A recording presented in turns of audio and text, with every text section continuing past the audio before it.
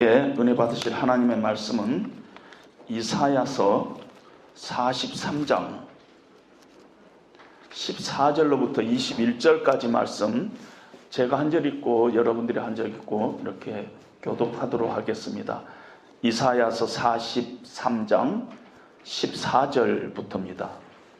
너희의 구속자여, 이스라엘의 거룩한 이 여호와가 말하노라. 너희를 위하여 내가 바벨론에 사람을 보내어 모든 갈대아 사람에게 자기들이 연락하던 배를 타고 도망하여 내려가게 하리라. 나는 여호와 너희의 거룩한 이요 이스라엘의 창조자여 너희의 왕이라. 나 여호와가 이같이 말하노라. 바닷 가운데 길을, 큰 물 가운데 지름길을 내고 병과 말과 군대의 용사를 이끌어내어 그들이 일시에 엎드려져 일어나지 못하고 소목하랄결을 꺼져가는 등불 같게 하였느니라. 너희는 이전 일을 기억하지 말며 옛날 일을 생각하지 말라. 보라, 내가 새 일을 행하리니 이제 나타낼 것이라. 너희가 그것을 알지 못하겠느냐?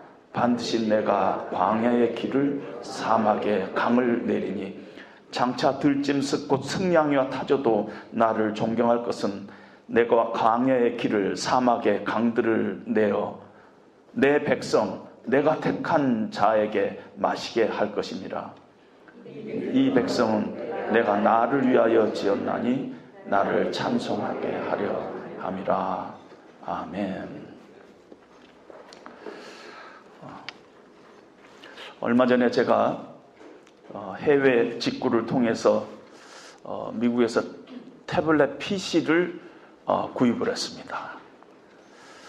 오는 동안이 한 2주 걸리는데 기다리는 동안에 얼마나 설레고 또 이렇게 기다려졌는지 모릅니다. 뭐 그 대단한 거 아니죠. 태블릿 PC 뭐 몇백 불짜리인데. 근데 제가 이 새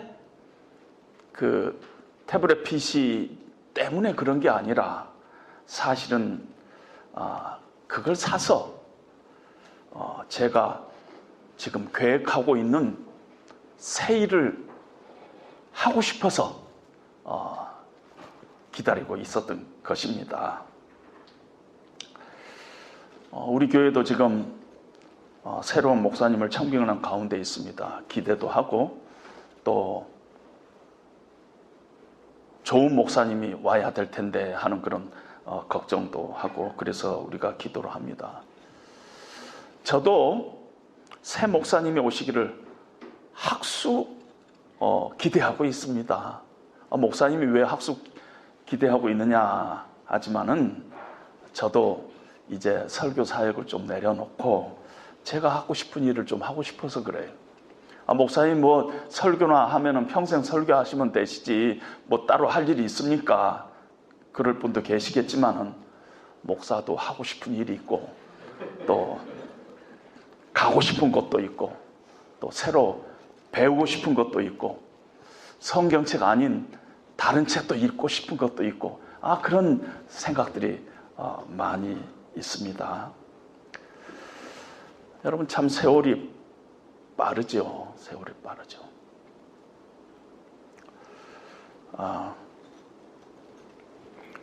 2025년도 우리가 송구 영신 예배를 드린 지가 엊그제 같은데 벌써 3월이지 않습니까? 그리고 우리는 금년도가 시작할 때 우리 마음속에 내가 금년도에 이런 일을 좀 해야 되겠다. 여러분 마음속에 여러분들의 새 일을 꿈꾸고 계획하며 시작을 했을 것입니다. 그런데 우리가 가진 이 새 일이라는 것이 진짜 새 일이 되기 위해서는 그 새 일이, 우리의 새 일이 가치 있고 의미 있고 소망적이고 진정한 새 일이 되기 위해서는 하나님께서 우리 삶에 계획하고 있는 하나님의 새 일 안에 우리의 새 일이 있을 때 그것이 의미가 있고 그것이 참 소망적이고 그렇다는 것입니다. 그래서 우리가 어떤 새 일을 꿈꾸며 살아가느냐 이것도 중요하지만 그러기 전에 하나님께서 나의 인생에 계획하고 계시는 하나님의 새 일은 무엇인가? 그리고 지금 내가 갖고 있는 새 일이 하나님이 계획하고 있는 새 일과 얼마나 관련성을 가지고 나는 내 새 일을 지금 계획하고 있는가? 이것을 우리가 좀 고민을 해봐야 한 그런 생각이 제가 들어서 오늘 이 말씀을 붙잡았습니다. 이사야 선지자는요, 우시야 왕에서부터 히스기야 왕까지 한 60년간 예언 사역을 꽤 길게 하신 분입니다. 히스기야 왕까지 예언을 했다는 것은 이사야 선지자가 있을 그 당시는 유다라는 나라가 아직 망하지 않았을 때라, 이렇게 생각하면 됩니다. 아직 유다라는 나라 안에 있습니다. 그 후에 어떤 일이 생겼냐면은 유다가 망하고 유대 백성들이 바벨론의 포로로 잡혀가고, 그 다음에 바벨론이 망하고, 그 다음에 이스라엘 백성들이 바벨론의 포로에서부터 귀환하고, 그런 일들이 역사 속에 기록되어 있는데, 지금 놀랍게도 이사야 선지자는 어떤 일을 예언을 하냐면은 역사적으로는 한 150년 후인 이스라엘 백성들이 바벨론의 포로에서 돌아오는 그 때를 예언을 하고 있다는 것입니다. 지금 이사야 선지자 시대는 강대국이 아수르예요. 바벨론이란 나라는 국가 형태가 없는 것은 아니었지만은 아수르에 비하면은 한참 약한 나라였어요. 그런데 아수르 다음에 나타날 바벨론 다음에 나타날 페르시아, 그 페르시아 때에 일어날 일을 지금 이사야가 예언하고 있다는 것입니다. 그리고 그 예언의 내용은 뭐냐면은 앞으로 바벨론이란 나라가 강성해질 것이다. 그러나 하나님께서 그 나라를 치실 날이 올 것이다. 그 후에 하나님께서는 자기 백성, 이스라엘 백성들, 유대 백성들을 어떻게 그 나라에서 구원해서 예루살렘으로 돌아오게 할 것인가 하는 얘기가 오늘 이 말씀의 예언의 배경이라는 것입니다. 좀 복잡하죠. 예언치고는 좀 먼 나라에 150년 후에 일을 지금 이사야를 통해서 예언을 하고 있다는 것입니다. 이런 배경을 가지고 우리가 오늘 본문을 좀 들여다봐야 할 것입니다. 19절에 보니까 하나님께서 보라, 내가 새 일을 행하리니 이제 나타날 것이라. 물론 그 새 일이라는 게 지금 이사야 선지자 시대로 보면은 앞으로 차후에 장차 일어날 일입니다. 근데 그 새 일이, 하나님의 마음속에 있는 새 일이 어떠한 것이었는가, 어떤 것인가 했을 때 우선 첫 번째로 아주 어마어마한 것이다, 이렇게 얘기를 할 수 있습니다. 왜냐하면 너희는 이전 것을 생각하지 말고 옛날 일을 그 기억도 하지 말라. 그 이전 것, 옛날 일이라는 것은 뭐냐면은 출애굽 시대 때 출애굽의 사건인 것입니다. 그 일을 생각하지도 말 정도로 내가 앞으로 계획할 새 일은 어마어마한 일이다 하고 하나님께서 설명을 하고 있다는 것입니다. 과거의 출애굽 사건, 그거는 너희가 이제 기억도 하지도 말고 생각도 하지 마. 앞으로 내가 계획한 이 새 일은 너무너무 어마하고 엄청난 일이다 하는 얘기입니다. 그러면 하나님의 마음속에 있는 이 어마어마한 일이 뭐냐 하면은 14절에 보니까 너희를 위하여 내가 바벨론에 한 사람을 보내요. 한 사람입니다. 여기는 우리가 번역이 조금 서투르게 되어 있지만 바벨론에 하나님께서 너희를 위하여 한 사람을 보내요. 내가 바벨론으로부터 너희를 구원하겠다는 것입니다. 갈대아 사람은 바벨론 사람인데 그 갈대아 사람들이 배를 타고 도망할 것이라는 거예요. 그 일이라는 것이에요. 하나님께서 계획하고 있는 새 일이라는 것이 뭐냐면은 앞으로 150년 후에 일어날 이스라엘 백성들이 바벨론에서부터 구출되어서 예루살렘으로 귀환하는, 돌아오는 그 일이라는 것입니다. 그리고 그 일이 한 사람에 의해서 이루어진다는 것이에요. 근데 그 한 사람이 누구냐면은 44장 28절에 보니까 고레스라고 이름까지 나와 있는 것이에요. 나중에 바벨론 그 후에 페르시아 왕국의 첫 번째 왕이 고레스인데 고레스라는 이름이 나옵니다. 고레스에 대해서는 이르기를 내 목자라. 그가 나의 모든 기쁨을 성취하리라. 그를 통해서 예루살렘이 다시 이 중건되리라. 성전이 다시 기초를 놓을 것이다. 이렇게 하나님께서 예언하시면서 그 한 사람을 고레스라고 얘기합니다. 45장 1절에도 보면 바로 그 뒤에 여호와께서 그의 기름 부음을 받은 고레스에게 이같이 말씀하시되 내가 그의 오른손을 붙들고 그 앞에 열국을 항복하게 하며, 이렇게 고레스를 예언하고 있다는 것입니다. 앞으로 150년 후에 나타날 나라 페르시아의 왕이 바벨론을 멸망시킬 것이라는 것입니다. 그리고 바벨론의 느부갓네살 왕이 이 예루살렘으로부터 빼앗아 왔던 그 모든 성전의 기물들을 다 가지고 이스라엘 백성들이 자기 고향으로 돌아가게 할 거라는 것입니다. 그리고 그들로 하여금 성전을, 허물어져 버린 성전을 다시 짓고 나라를 다시 세우는 그런 일을 하게 할 거라는 것입니다. 고레스라는 왕의 그 어떤 그 명령을 통해서, 여러분 우리가 느헤미야서에 보면 그 일이 아주 자세히 나오지 않습니까? 150년 후에 이루어질 그 약속을 성경은 아주 구체적으로 지금 예언을 하고 있습니다. 그런데 하나님께서 이렇게 오래전에 이스라엘 백성들을 바벨론에서 구출해서 예루살렘으로 돌아오게 하겠다, 이 일이 굉장히 오래전에 미리 예비되고 계획됐어요.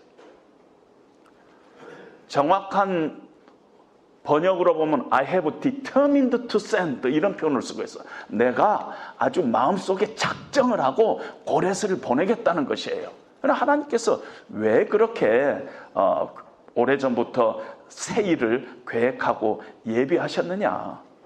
사실 이스라엘 백성들이 하나님 앞에 한 짓은요, 불순종과 불신뿐이었어요.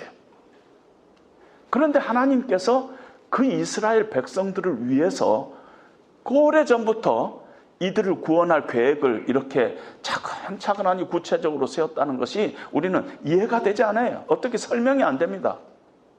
그런데 14절 15절에 보니까 하나님께서 구체적으로 나는 너희의 구속자다, 너희의 거룩한 자여, 너희의 왕이라 하면서 너희를 반복하고 있어요. 그런데 이 백성이 누구예요? 하나님을 거역하고, 그래서 하나님의 심판 아래 놓여 있는 이 백성, 놓여 있었던 이 백성, 놓여 있을 이 백성들이에요.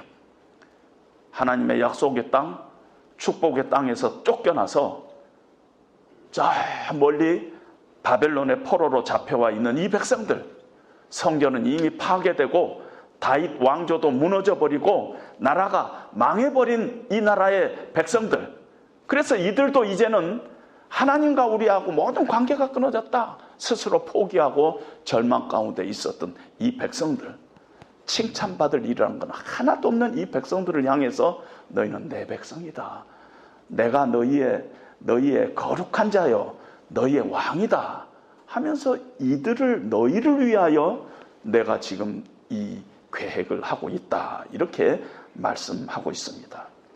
그들이 하나님의 백성다워서가 아니에요. 이미 끝났어요, 세상적으로 보면. 그런데 하나님께서는 나는 너희의 하나님이고 너희는 내 백성이다, 이렇게 말씀을 하신다는 것입니다. 어떻게 보면은 일방적인 짝사랑을 하시고 계시구나. 이런 생각밖에 안 들어요. 그런 이스라엘 백성을 향해서 43장 1절에 보니까 야곱아 너를 창조하신 여호와께서 지금 말씀하시느니라. 이스라엘아 너를 지으신 이가 말씀하시느니라. 내가 너를 구속하였고 내가 너를 지명하여 불렀나니 너는 내 것이라. 43장 4절에도 보면은 네가 내 눈에 보배롭고 존귀하며 내가 너를 사랑한다. 오늘 복음성가에 그렇게 나오고 있지 않아요? 하나님의 사랑의 고백에 내가 너를 지명하여 불렀나니 너는 내 것이라. 너는 나에게 보배롭고 존귀한 나의 백성이라. 이러면서 하나님께서 오히려 하나님의 사랑을 지금 고백하고 있는 것이 아닙니까? 하나님의 사랑이, 하나님의 이 계획이, 하나님의 이 생각이 도저히 이해가 안 돼요. 도저히 이해가 안 돼서 우리는 그 말을 도저히 이해가 안 되는 상태를 은혜라고 부르고 있어요. 은혜라고. 은혜는요, 받을 가치가 없는 자에게 베푸시는 하나님의 페이버. 그것이 은혜예요. 받을 가치가 없는 자에게 베푸시는 하나님의 페이버. 은혜로 설명할 수밖에 없다는 것입니다. 우리는 누가복음 15장을 볼 때 탕자의 비유 이렇게 다 알아요. 탕자의 얘기죠. 프로디갈 선, 탕자의 얘기인데 팀 켈러 목사님은 그 부분을 이렇게 보면서 이건 탕자의 얘기가 아니라 탕부 하나님의 얘기다. 프로디갈 가드라는 생각을 갖고 그 부분을 가지고 책을 쓴 것이 탕부 하나님이라는 책이 나온 것입니다. 저는 며칠 전에 네이버를 통해서 프라디갈이 무슨 뜻이지? 물론 알지만 도대체 프라디갈이라는 것을 어떻게 한국말로 디파인했지 하고 한번 봤더니 무모할 정도로 씀씀이가 해픈, 무모할 정도로 씀씀이가 해픈 하나님 아버지의 사랑의 이야기다. 이런 뜻이라는 것입니다.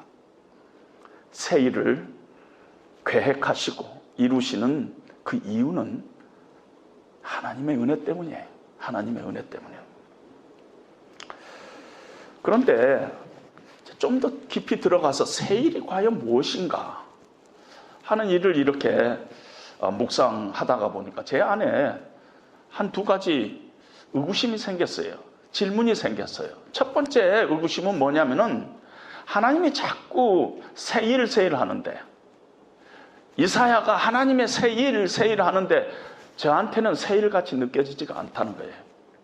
뭔가 좀 진부하게 느껴져요. 물론 이스라엘 역사의 스토리를 제가 이미 다 알고 있기 때문에 지금 이것이 하나님께서 새 일 하는데 저 마음속에는 새 일에 대한 내용을 다 알고 있기 때문에 진부하게 느껴질 수 있어요. 그런데 이사야가 하나님의 새 일을 설명하면서 이거는 참 이전 일을 생각하지 말 정도로 이거는 새 일이다. 이 새 일을 설명하면서 이전 것, 옛날 것, 출애굽 사건 이걸 가지고 설명을 하고 있더라는 것입니다. 바벨론에서부터 포로로 구출되는 이 새 일의 이 사건을 설명을 하는데 이사야는 좀 달리 설명을 하지 않고 애적 일을 가지고 설명을 하고 있더라는 것입니다. 16절을 보니까요. 여호와는 이같이 말하노라. 바다 가운데서 길을, 큰 물 가운데서 지름길을 내고 17절에 병거와 말과 군대 용사들이 일시에 소멸되고 우리 벌써 느낌이 출애굽의 그런 어떤 그런 장면들 아닙니까? 새 일을 소개를 하는데 그 틀은 옛날 일을 갖고 이 얘기하니까 좀 진부할 수밖에 없겠다 하는 그런 생각을 하게 됐습니다. 제 마음속에 제 생각이 그렇다는 거예요. 신학교 시절에 설교학이라는 것을 공부를 하게 됩니다. 지금 백석대학 교수는 이우재 목사님이 설교학 교수지만은 제가 다닐 때 제 신학교의 설교학 교수는 브라이언 채플이라는 분이었어요. 세계적인 설교학의 거장이죠. 우리나라에도 Christ Centered Preaching, 그리스도 중심의 설교라는 책이 번역되고 여러 가지 책들이 번역되면서 수많은 신학교에서 교재를 쓰고 있습니다. 이분은 우리끼리만 아는 비밀이 있어요. 목사님들 간에 쉬쉬하면서 이분의 별명을 지었어요. 근데 그분 앞에서 별명을 부르지는 않아요. 그런데 많은 목사님들이 브라이언 채플의 별명을 다 알고 있습니다. 요한 크리소스톰이라는 사람의 별명이 뭐였냐면은 황금의 입이었어요. 얼마나 설교를 잘했는지. AD 400년경에 동방교회에 유명한 설교자가 요한 크리소스톰인데 그분의 별명이 황금의 입인데 이 브라이언 채플의 별명이 황금의 입이에요. 그러니까 얼마나 설교를 잘하겠어요. 이분은요, 예화라는 걸 가지고 박사학위 논문을 박사학위를 받았는데 일반 대학에서 커뮤니케이션을 가지고 박사학위를 받았어요. 근데 어떤 걸 가지고 박사학위를 받았냐면 성경의 예수님의 예화를 가지고 박사를 받는, 이건 불가능한 일이에요. 일반 대학에서는 성경 가지고 연구하는 거 받아주지도 않아요. 근데 박사학위를 받았어요. illustration, 예화를 가지고. 그래서 그분의 박사학위 논문을 가지고 책이 나왔는데 The Power of Illustration, 예화의 그 힘, 그런 책이 나왔습니다. 첫 학기 설교학을 듣는데 이분은 예화에 중점을 많이 주기 때문에 설교 한 편에 첫 번째 나오는 도입부, 마지막 결론, 그 다음에 중간에 나오는 본론의 1, 2, 3, 여기에 3번, 그래갖고 토탈 5개의 예화를 쓰게 하는 거예요. 한 설교 안에. 첫 학기에 이제 그래가지고 이렇게 설교를 앞에 나와서 시키는데, 여러분 지금도 적절한 예화를 찾기가 어렵지만은 첫 학기니까 예화 하나 찾는 게 얼마나 어려워요. 그래 예화 찾으려고 이렇게 돌아다니다가 도서관에 갔더니 한 줄 가득히 예화 전집이 있는 거예요. 그러니까 막 한국 학생들이든 미국 사람들은 그 책을 빌려갖고 예화를 찾는 것입니다. 그리고 드디어 이제 각자 설교할 때가 됩니다. 그러는데 다 점수가 막 C, D예요. 왜냐면은 예화를 했는데 예화가 다 비슷해요. 뭐 다 이러고 나와요. 지금도 기억나는데 2차 대전 어느 날 뭐 이러고 나오든지 아니면은 1715년 어느 날 이러고 나오는 거예요. 근데 이 교수님 마음속에는요, 그건 너무 진부하다는 것이에요. 예화 집에서 찾은 예화는 앞으로 쓰지 말라는 것이에요. 교수님이 의도하는 것은 네 리얼 라이프에서 아주 싱싱한 횟감을 만들어가지고 예화를 만들어가는 거예요. 그래서 나중에 1년 전에 이 얘기해도 야단 맞아요. 지난 주일에 네 인생 가운데 무슨 일이 있었느냐? 이걸 늘 찾으라는 것입니다. 마찬가지로 아무리 좋은 설교를 해도 예화가 옛날 것을 가지고 쓰니까 설교가 진부해진 것과 마찬가지로 이사야가 마음속에 있는 하나님의 새 일을 설명을 하는데 옛날 출애굽 사건으로 설명하니까 그 느낌상 새롭게 들리지가 않은 거예요. 제 마음이에요. 그래서 저는 제 자신을 이해하게 됐어요. 그래, 그렇게 생각할 수 있지. 그렇게 생각했어요. 그런데 가만히 생각하니까 과연 이사야의 입장은 어땠는데 이 하나님의 새 일을 설명하는데 왜 구약적인 그런 틀 안에서 그 출애굽의 사건의 틀 안에서 새 일을 설명했을까? 이사야 입장에서 좀 생각해 봤어요. 이사야에게 출애굽 사건은 어떤 사건이에요? 애굽에서 400년간 종살이 하던 민족이었는데 200만이 넘는 그 민족을 하나님께서 구출하면서 애굽의 신들을 다 무력화시키고 홍해를 가르고 쫓아오는 애굽의 군대를 물속에 수장시키는 사건이었잖아요. 모세가 이렇게 얘기했어요. 너희는 가만히 있어.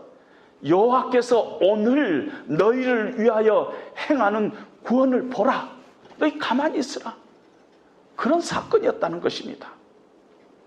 그것이 출애굽 사건이에요. 이 출애굽 사건은요, 이스라엘 백성들에게는 아주 특별한 사건이었어요. 이스라엘 백성들이 인생을 살면서 어려움을 만날 때마다 하나님의 능력의 손을 붙잡아야 할 때마다 기억해내는 사건이 출애굽 사건이었어요. 출애굽에 하나님은 여전히 오늘도 우리 가운데서 함께 하시고 역사하시는 그 하나님이라고 그들은 고백하고 있었어요. 그래서 이 출애굽 사건은 그 당시에 1000년 전의 사건이지만은 그들에게는 늘 present reality였어요. 바로 현재의 사건이었어요. 1000년 전의 사건이었지만 이스라엘 백성에게는 출애굽 사건은 민족의 정체성을 의미하는 사건이었고 이스라엘 민족을 디파인하는 사건이었어요. 그들의 인생을 지배하는 믿음의 사건이 바로 출애굽 사건이었어요. 당시 유대인들의 달력에 1월 1일, 정월 1월 1일은 바로 출애굽한 날이었어요. 그러니까 이 출애굽 사건은 이스라엘 민족들에게는 그냥 단순한 사건이 아니라는 것이에요. 옛날 일이 아니에요. 지금도 내 인생, 우리의 인생 가운데서 일어나고 있는 사건이고 우리 민족을 디파인하고 우리 민족이 어떤 민족이냐 하는 것을 이야기할 때 출애굽 사건을 이야기하지 않고서는 이야기할 수 없는 것이라는 것입니다. 설명할 수가 없었어요. 마치 우리가 기독교를 설명할 때 예수님의 죽으심과 부활, 십자가 사건을 가지고 이야기하지 않아요? 왜 우리가 2000년 전에 일어났던 그 사건을 가지고 오늘날 나의 신앙을 늘 설명해야 돼요? 십자가 사건은 하나님의 능력이요. 지금도 내 삶 가운데 역사하는 사건이요. 뿐만 아니라 내가 하나님의 자녀라는 것을 디파인하는 그 사건이 바로 십자가의 사건, 예수 그리스도의 죽음과 부활이기 때문에 아직도 우리도 2000년 전의 사건을 갖다가 쓰지 않아요. 전능한 사천지를 만드신 하나님 아버지를 내가 믿사오며 동정녀 마리아에게 나시고 본디오 빌라도에게 고난을 받사 십자가에 죽으시고 왜 교회가 매주 사도신경을 대부분의 교회가 그렇게 사도신경 고백하느냐? 2000년 전의 사건을 고백하느냐? 기독교인들에게 그 사건들은, 그 고백은 바로 우리를 디파인하는 그런 사건이라는 것입니다. 그래서 저는 이사야를 이해하게 됐어요. 저 자신도 이해하지만 이사야, 내가 이사야라도 출애굽 사건으로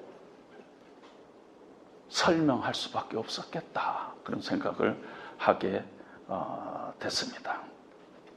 두 번째 질문, 의구심은 뭐냐면은, 그런데 왜 새일, 옛날 일이라고 붙였을까? 물론 역사적으로 보면 출애굽 사건은 옛날 일이고 바벨론에서부터 구원 받는 것은 상대적으로 앞으로 일어날 일이지만 지금의 사건이고 그런 차이가 있겠지만은 그런 의미가 아니라 새일과 옛날 일을 이렇게 비교할 때는 새일이 옛날 일보다 훨씬 더 중요하고 훨씬 더 어마어마한 사건이라는 점에서 지금 새일을 이야기하고 있어요. 그러니까 출애굽 사건보다 지금 하나님의 마음속에 있는 이 새일이 훨씬 더 큰 구원이고 훨씬 더 어마어마한 사건이라는 것을 지금 얘기하고 있는데, 그게 좀 이해가 안 간다는 것입니다. 보라, 내가 새 일을 행하리니 이제 나타날 것이라. 반드시 내가 광야의 길을 사막에 강을 내리라. 물론 좀 양보해 봤어요. 출애굽 세대는 광야에서 40년 동안 고생하면서 뺑뺑 돌았잖아요. 그런데 바벨론의 포로에서부터 귀환하는 사람들은 이 광야를 걸어오는데 아무 문제점 없이 왔어요. 왜냐하면 고레서의 칙령을 손에 쥐고 오기 때문에 주변에 어떤 나라도 이스라엘 백성들을 막지 못했어요. 지금 같으면 트럼프 신임장을 갖고 오는데 어느 누가 막겠어요. 그런 상황이었어요. 뭐 그래서 차이가 있다 이렇게 뭐 볼 수도 있겠지만, 그런데 가만히 생각하면은 내가 광야의 길을 사막에 강을 내리라 그랬지만은 출애굽 시대는 없었나요? 이스라엘 백성들이 광야에서 길을 잃었을 때 하나님께서 불기둥과 구름기둥으로 길을 하나님께서 내시고 인도해 주셨어요. 목이 말라서 죽을 만큼 목말라 할 때 반석에서 하나님께서 물을 내셔서 200만이 넘는 이스라엘 백성들이 그 물을 먹었어요. 가히 사막에 강을 내는 것과 마찬가지의 역사들이 출애굽 세대에도 있었다는 것입니다. 그래서 출애굽보다 지금 이 바벨론의 포로로부터 돌아오는 일이 더 위대하고 더 어마어마하고 그래서 새 일이다 하는 것이 그렇게 아직은 이해가 안 갑니다. 그런데 독특하게 다른 점이 하나가 있어요.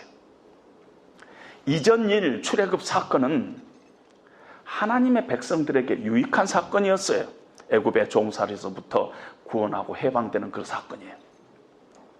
바벨론의 포로로부터 귀환되는 이 사건은 물론 이스라엘 백성들에게 굉장히 좋은 사건이었는데, 오늘 성경에 보니까 20절에 하나님의 백성들에게 유익할 뿐만 아니라 이 일을 통해서 광야의 들짐승이 하나님을 존경할 것이라 하는 표현을 쓰고 있어요.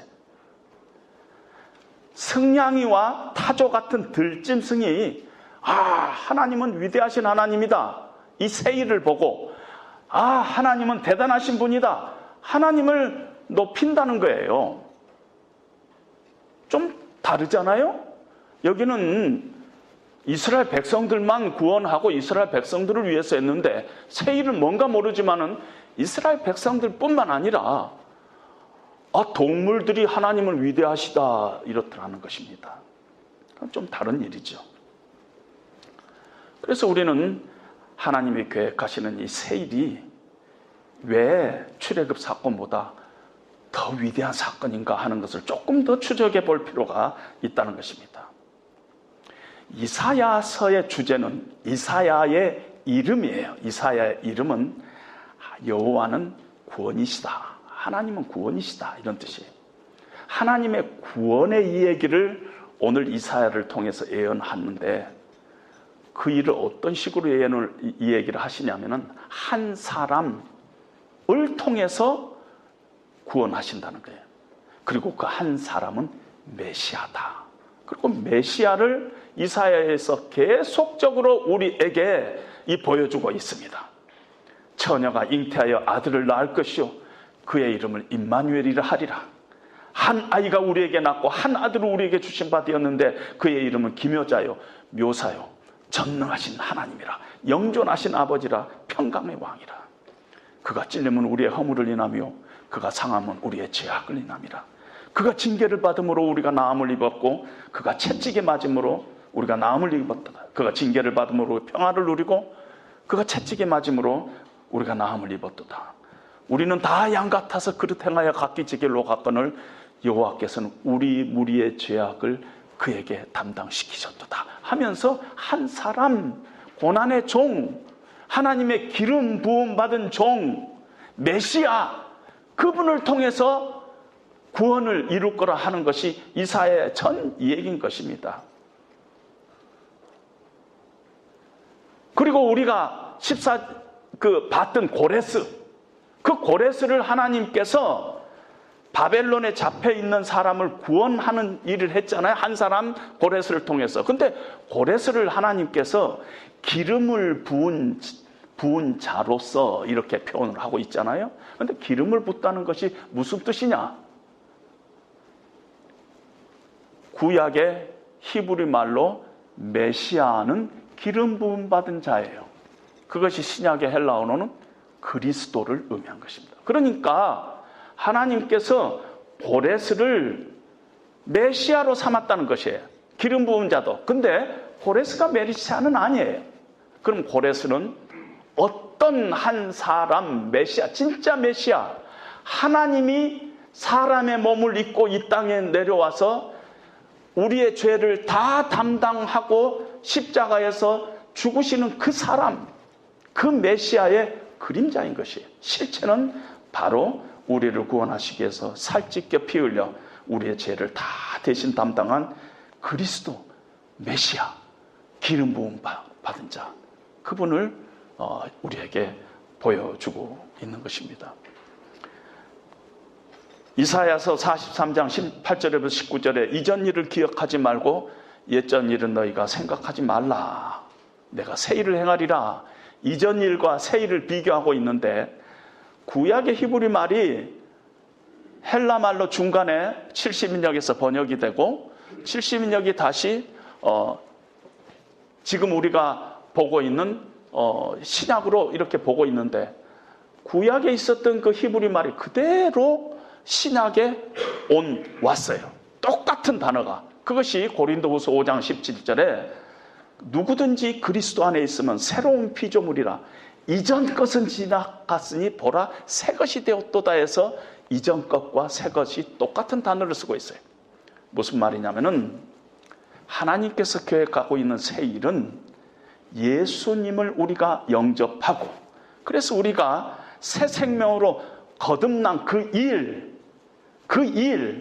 그 십자가에서부터 우리가 구원함을 받은 그 일이 바로 하나님이 계획했던 그 새 일이라는 것을 우리에게 보여주고 있는 것입니다. 그리고 그 일 때문에 그 하나님이 계획하셨던 그 새 일의 실체 때문에 저와 지금 여러분들이 이 자리에 있는 것입니다. 하나님의 백성으로 하나님의 자녀로 있는 것입니다. 여기서 끝하지 않고 하나님께서는 21절 말씀을 우리에게 더 붙여주고 있습니다. 21절 한번 같이 읽어보겠습니다. 이 백성은 내가 나를 위하여 지었나니 나를 찬송하게 하려 함이라. 성경 전체를 관통하는 주제입니다. 하나님께서 우리를 구원하신 목적이에요. 하나님께서 그냥 구원하는 것이 하나님의 목적이 아니라 구원해서 우리로 하여금 하나님의 자녀답게 살도록 하는 것. 하나님의 목적을 위해서 쓰임받는 사람으로 살도록 하는 것. 하나님을 찬송하는 자로 하나님의 그 엄청난 하나님의 덕을 선포하는 자로 살도록 하는 것입니다. 그래서 우리가 아는 에베소서 1장에 보면은 찬송하리로다. 하나님 곧 우리 주 예수 그리스도의 아버지께서 하늘의 신령한 복을 우리에게 주시되 예수 그리스도로 말미암아 자기의 아들들이 되게 하셨으니 그 이유는 12절에 이는 우리가 그리스도 안에서 전부터 바라던 그의 영광의 찬송이 되게 하려 함이라. 하나님께서 우리에게 수많은 복을 주신 것, 우리에게 건강 주시고 우리에게 가정 주시고 우리에게 사업체 주시고 다 그렇게 하나님께서 하늘의 신령한 복을 다 주시는 이유는 너희로 하여금 하나님을 찬송하는 자로 살아가게 하려 함이라는 것이. 베드로전서 2장 9절에도 너희를 거룩한 하나님의 백성으로 삼으신 하나님의 뜻은 너희를 어두운 데서 불러내어 그의 기이한 빛에 들어가게 하시니에 아름다운 덕을 선포하게 하려 함이라. 우리를 통해서 하나님의 은혜가 선포되도록 하는 것입니다. 바울도 고린도전서 15장에서 부활에 대해서 증거하고 있어요. 얼마나 부활이, 예수님의 부활이 확실한가. 그리고 우리 믿는 자의 부활도 얼마나 확실한가. 분명히 우리도 부활한다. 썩을 것으로 심고 썩지 아니할 것으로 다시 살아나고, 욕된 것으로 심고 영광스러운 모습으로 우리가 다 살아날 것이다. 그렇게 부활을 증거하고 확증하고 하는 것으로 끝나지 않고, 그래서 나는 매일 날마다 죽노라 하고 결론을 내리고 있다는 것입니다. 부활의 그 신앙을 믿는 자들은 그리스도와 함께 죽고 그리스도와 함께 사는 그 부활 신앙을 가지고 오늘을 살아간다 하는 것을 얘기하고 있습니다. 사도 바울은 빌립보서에서 나의 간절한 기대와 소망은 내가 살든지 죽든지 내 몸에서 그리스도가 존귀하게 되는 일이다. 이것이 나의 소원이고 나의 간절한 기대다. 이런 고백을 하고 있는 것을 보고 있습니다.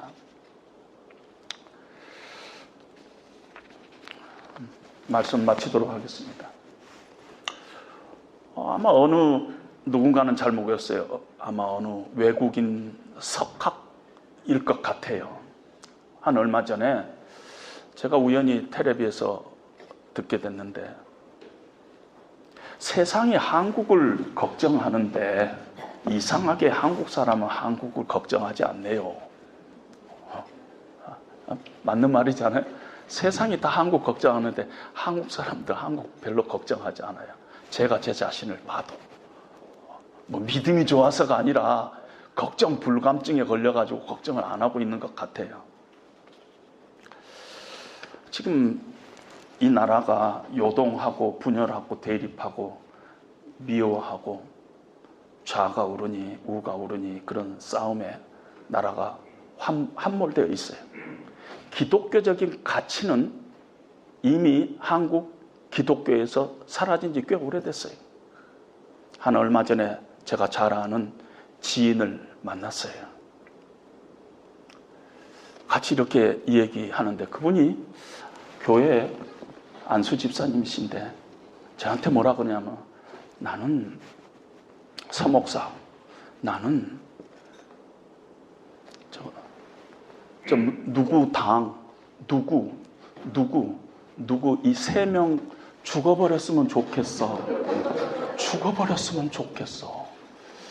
지금 우리의 생각이 거기까지 가 있다는 것이, 거기까지 가 있습니다. 그리고 이 참혹한 현실의 중심에 교회가 있고 교회 지도자들이 있고 교인들이 있다는 것을 우리는 부인할 수 없습니다. 이 현실 앞에서 우리가 아무 고민 없이, 아무 아픔 없이, 아무 걱정 없이 우리가 잘 된다, 요즘 건강도 괜찮고 사업도 그런 대로 괜찮고 애들 공부 잘하고 아무 걱정 없어요. 목사님, 요즘 나는 이상하게 기도 제목이 없는 게 걱정이에요. 우리가 그렇게 얘기할 수 있겠느냐 하는 것입니다.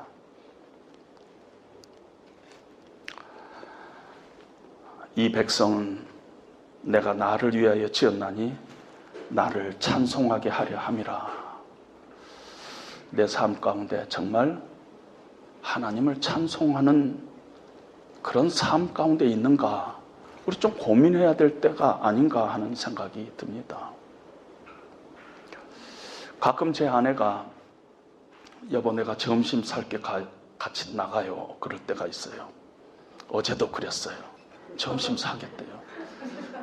그런데 돈은 절대 안 내요. 돈은 항상 제가 내요.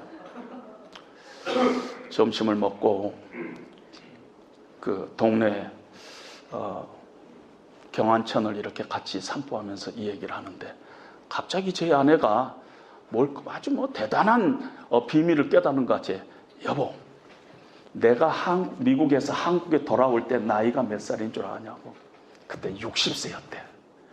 지금 돌이켜보니까 그 60대가 얼마나 젊고 아주 좋았는가 모른다는 거예요. 근데 여보, 가만히 생각해 보면은 내가 앞으로 10년 후에 80이 되면은 그때 가서 지금 70인 나를 생각하면은 얼마나 부럽겠냐는 것이에요. 그때 70대 참 젊고 정말 힘도 있고 좋았었는데 그럴 거 아니냐는 것이에요. 그래서 지금 자기는 황금의 시대라는 거예요. 이 70이 황금 시대라는 거예요. 그래서 하루도 자기가 낭비할 수 없다는 것이에요.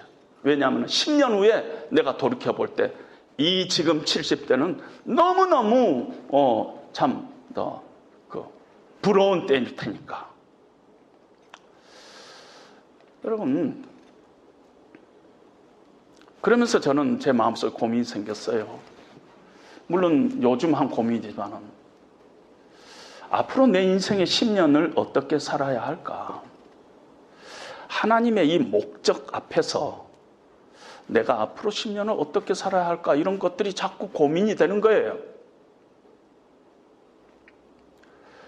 뭐 꼭 저만 고민해야 됩니까? 여러분들과 함께 고민하면 안 됩니까?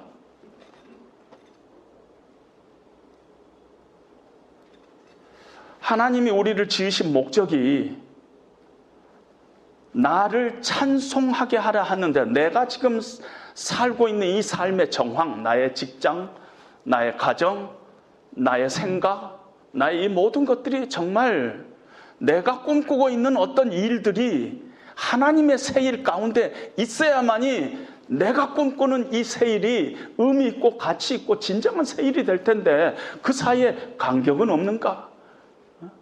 정말 나는 하나님의 세일 가운데 있는가? 내 인생은 하나님 안에서 지금 하나님을 찬송하는 자로 살아가고 있는가? 우리가 좀 고민을 해야 되겠다. 그래서 사실은 오늘 설교의 제목을 고민으로 하려다가 또 너무 이상해서 안 한 것입니다. 결론을 고민하면서 살자. 고민하면서 하나님의 목적, 그걸 늘 생각하면서 오늘을 내가 어떻게 살아야 할까? 오늘을 어떻게 살아야 할까? 그걸 고민하면서 사는 저와 여러분들이 되시기를 주님의 이름으로 축원드립니다.